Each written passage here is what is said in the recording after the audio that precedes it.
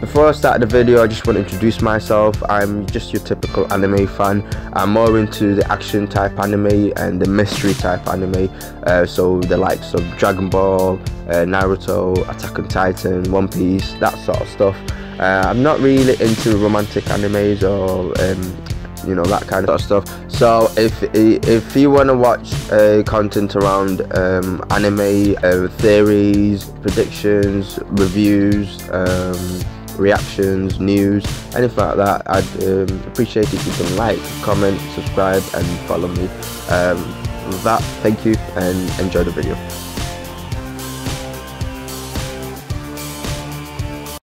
So first up, we have a rom-com with a very simple premise, yet it delivers really well. It's Kaguya-sama Love is War, and basically, if you don't know what the show is about, it's a back and forth exchange between the vice president and the president of the student council, and they're both very much in love with each other, but they're very prideful and they don't want to admit to the other person that they love them. And so it's a back and forth game where they're playing mind games and they're trying to trick each other into confessing. So the vice president is a rich girl named Kaguya, and the president is a poor guy but very academically skilled, Shirogane, I think that's how you pronounce his name. So as the title would suggest, love is war, and confessing would mean showing weakness and meaning you submitting to the other person. So they bury their true in their feelings deep to protect their pride, and neither of them really wins or loses. Each episode doesn't really end with either one winning or losing, not really anyway. And I suspect no one's gonna win until the end of the show probably. So yeah, it's actually really enjoyable and entertaining anime that you can just relax and just have a laugh with, because it's actually pretty funny at times. The mind games do get a bit silly at times and it's over the top, and even the simplest of tasks can be a back and forth exchange, but that actually adds to the enjoyment of the show. It doesn't really take away from it. The characters are all pretty interesting characters. The music is actually really good. I like the opening a lot, and animation overall, the character designs, it all looks pretty nice. So yeah, this anime is pretty good. Next up, we have Boogiepop and Others, and basically this is a adaptation of a light novel. I'm not really too sure. I've not read the light novel or anything, but I believe it's a adaptation of a light novel.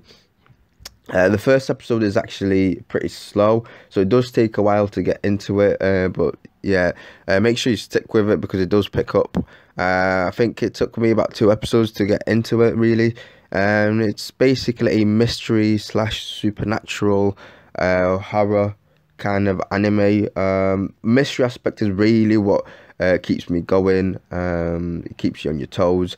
It's definitely a complicated anime to watch as well. It's a bit complex. You do find yourself at times confused and not knowing what's going on. I think it's narrative mainly, and also the way they tell the story as well. So you definitely need to rewatch it to kind of understand what's really going on. I don't really want to give too much away. First half of the anime is actually really good, and it's actually one of my favorites parts of the series, the first half. And basically it starts off with a lot of students disappearing and the mystery behind a drug that's related to the incident, and a lot of urban legends get spread around, and one of them is a Shinigami by the name of Boogiepop. One of the main characters at first sees Boogiepop for the first time, and she's got the same face as his girlfriend at the time, and she actually reveals to him it's a split personality that's emerged to save the world basically. And she tells him she's there because there's a man-eating monster at the school, and that's the reason why students disappearing. This man-eating monster was eating the students.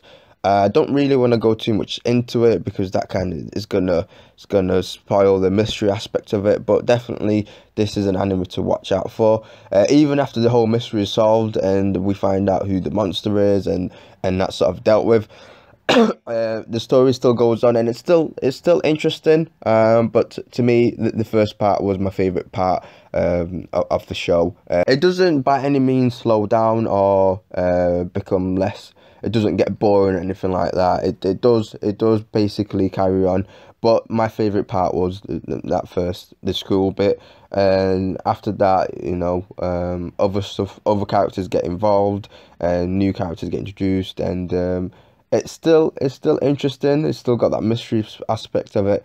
But I enjoyed the first half really well. In terms of music and animation, the music is really good. It sets the mood, that horror slash supernatural vibe. So music is really good, fits it well. And in terms of animation, not got really much to say. The characters do look a bit wonky, but that's just my personal opinion. Animation's okay. The opening is actually pretty good. I like the opening a lot. But yeah, definitely give this anime a shot. It's probably a bit confusing at first, but if you rewatch it, you'll probably pick up all the bits that you missed. And now the anime that everyone's talking about, yes, is the Rise of the Shield Hero. To me, I don't think this is the best anime of the season. It started out really well and it kind of just lost its way after sort of episode 4. At the time of this recording, there's 9 episodes out. So basically, if you don't know what the show is about, it's basically about the typical otaku guy just goes to the library one day, reading a book, and he somehow manages to get teleported into the book he was reading about. So him and another 3 guys get teleported. Yeah, they're all from Japan, but different versions of Japan, and they basically get teleported in this world where they've got 4 legendary heroes, each having a specific weapon. So you got the shield hero, you got the spear hero, you got the sword hero, you got the arrow hero. So each one can only use their assigned weapon, can't pick up another weapon, and they basically have to fight off this wave of I suppose it's demons, zombies, or whatever it is. So they just basically fight off these waves and protect the land. Basically, that's all it is. And it's not your typical main character gets teleported to a new world and is automatically the best, because even though it does feel that way at first, but then you start to realize it's actually not. So the first half of the anime spends introducing you to the world and and the heroes and stuff, and then the second half is when it actually shows you why it's different from most animes, because because the main character is now in a world where no one trusts him, so he needs to protect these people, and they do nothing but treat him badly and discriminate against him and just accuse him and stuff. I'm not really gonna go too much into it because that's just gonna spoil it. But yeah, the first episode was a real hooker. It got me into the anime, and it was actually good. It was good for a while, and after the 4th episode, it kind of just lost its value. And it basically just sort of felt like filler episodes, and I don't know, it just didn't feel the same anymore. It's still good, but just not as enjoyable, I don't think. But yeah, but it's good nonetheless. The first episode, if you watch the first episode, you definitely get hooked. Especially the second part of the first episode. So in terms of music, the music is okay. It's not amazing or anything like that. It just fits the anime, so it's good. Music, it's good. Animation is beautiful. It just looks amazing. The colors and everything. It's a really beautiful anime. So overall, I think this anime has the enjoyment factor, and definitely one to watch this season. The main character kind of sorts of goes dark for a bit. and that's what really attracted me because it made it realistic. Even though the whole world's against him, he wasn't like the typical hero. He sort of gave into it, and kind of went dark for a bit. He even got a slave, and went down that route. And as the anime went on, it's just each episode felt like filler, and it wasn't really that enjoyable, not to me anyway. It kind of left you missing something, so you wait a whole week, and it's just that episode didn't really give you that craving that you was after. And the exchange between the shield hero and the spear hero, they kind of started off really good, but after like episode 4, it kind of got boring a bit. It's just it gave you the Team Rocket vibe, and it's every time he's on the screen now, it's like, oh god, not this again. It's just, I don't know.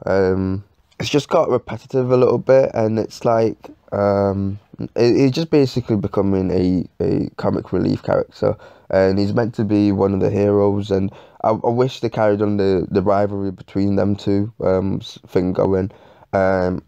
So yeah, I mean, overall, it's really good. I like how creative they're using the shield hero's powers, because some of the stuff he does, a shield can't do. But I mean, you have to be creative, and it's good. So I can definitely see the shield hero becoming the strongest hero. I can see them going that now route, and that would be interesting actually. But overall, I think this anime is pretty good. Just it had more potential, I think, but it's really good, nonetheless. Yeah, you should definitely watch it. Okay, so next up we have Dororo. Now, at the time of this recording, Dororo has 9 episodes out, and so far I'm really enjoying it. Week to week, it's delivering. It's really good. Now, I believe Dororo is actually a readaptation of an old anime. I'm not really 100% sure. Dororo 2019 is the only one I've watched. I've not read the manga or the original source material, so I don't know anything of that. So I'm not really 100% sure. But basically, if you don't know what Dororo is about, I'm just gonna quickly summarize what it's about without giving any spoilers. So, setting of Dororo is medieval Japan, a time where war and cruelty and violence was pretty much everyday life. And the story starts with a man entering a temple that has statues of demons, and he pretty much wants to rule the land. So he makes a deal with these demons in exchange for power and dominance over the land. They can take anything that he owns, and they pretty much choose his newborn son. So the child is then born without any organs or body parts. He has nothing: no nose, no ears, no eyes, no skin, nothing. The father is then pleased that the demons accept his offering, and he orders the child to be drowned and put to death. Yeah, he certainly won't be winning Father of the Year award. So the maid doesn't really put the child to death as requested. She actually puts him in a little basket and sets him adrift, and he is rescued by a doctor who is actually trying to atone for his sins and his actions. But I'm not going to say what he's trying to atone for, because that's actually going to spoil it. Years pass, and the boy grows up, and with the help of prosthetics, he now has swords for arms, and he pretty much searches for demons, and each one he vanquishes, he returns a piece of his body that demon pretty much had. On his journey, he finds and rescues the child thief Dororo, and this boy's name is Hakimaru. So Hakimaru and Dororo, they've actually got a good relationship together, and they pretty much travel from place to place, hoping to one day become whole and regain what was stolen from him, and slowly become more and more human. Now, the action scenes are amazing. The music is also great. The show is not scared to show blood or kill off characters, which in my opinion adds to the overall appeal of the show. If you aren't watching, do yourself a favour and hop on the train, because it's really worth it. It's just it's amazing. So yeah, and that's my number 2. And my top anime of the season is The Promised Neverlands. This is actually a really, really, really good anime. At the time of this recording, there's 9 episodes out, and so far each episode has been great. And with each episode, it just adds to the drama, the tension, the mystery, and it hooks you in. Every episode leaves you wanting more, and that's basically what you want from an anime. Okay, so to start off with, Promised Neverlands, it starts in this remote place. It looks like sort of an orphanage, and you've got all these little kids ranging between, I think it's 2 to 11 years old.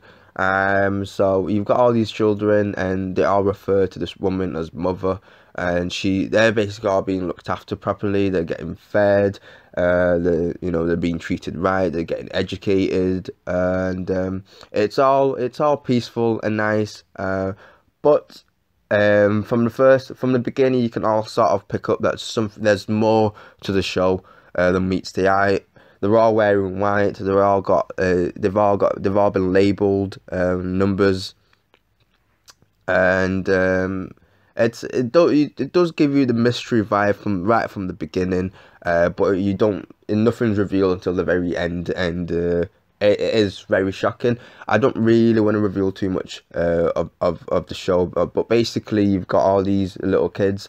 The 3 main characters are Emma, Norman, and Ray, and they're basically the smartest of the children, and the smartest that Farm has ever produced. Basically, Farm is what's referred to the orphanage. I don't really want to say anything more than that. Why it's called Farm, you probably find out later on. I don't read the manga, so I'm just an anime only viewer. But from what I can see, it's definitely good. When the anime stops, I'm probably going to read the manga. So these 3 main kids, they basically find out the secret behind the house, and then they try and escape. I'm definitely intrigued to see how they can escape, especially on the latest episode. Something is developed in the latest episode, and how they can get around that. I'm definitely looking forward to see that. Yeah, without giving too much away, it's actually really good anime, and the music, animations, all amazing. It's nothing 10 out of 10 for me. This anime, I can't recommend it enough. So do yourself a favor and go watch it.